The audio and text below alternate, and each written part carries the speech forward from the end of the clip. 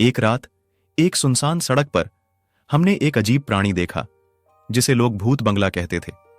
उन्होंने वहां रहने वाले कुछ बूढ़े लोगों की कहानियां सुनी, लेकिन किसी को भी सच्चाई का पता नहीं चला। एक दिन एक साहसी समूह ने फैसला किया कि वे वहां एक रात बिताएंगे और उनके साथ एक ऐसा रहस्य खुलेगा जो हर किसी को हिलाकर रख देगा। जब वे लोग आए तो अंधेरा छा गया। ठंडक ने अपना कमरा मांगा। सभी ने एक दूसरे को प्रोत्साहित किया, लेकिन दीवार के पीछे छिपी भयानक घोषणा किसी ने नहीं सुनी।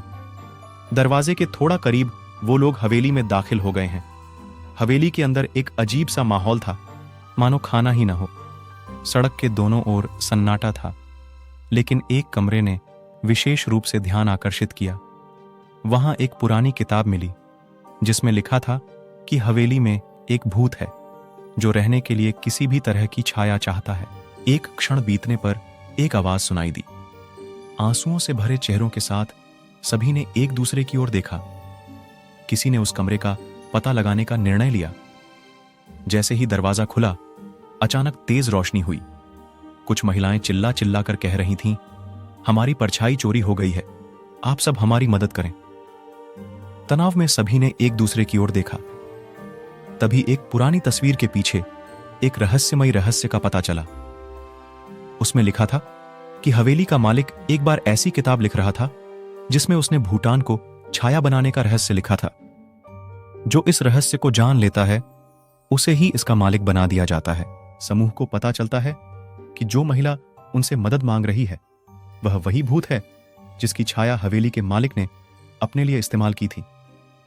एक भूत ने उन्हें हवेली से बाहर निकलने का रहस्य बताया, लेकिन मालिक की छाया उनके साथ थी। अचानक अंधेरा छंट गया और मालिक का भूत प्रकट हो गया।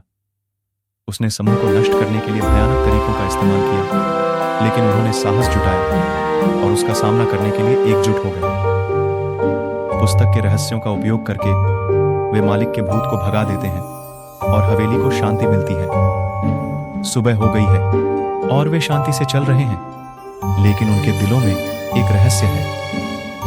वह आत्मा उनके साथ थी, लेकिन अब वह छाया बनाने के बजाय उनकी मदद कर रही थी। और इस रहस्य के साथ सुनसान सड़क पर बनी भुतहा हवेली ने उनके जीवन का एक नया अध्याय शुरू किया।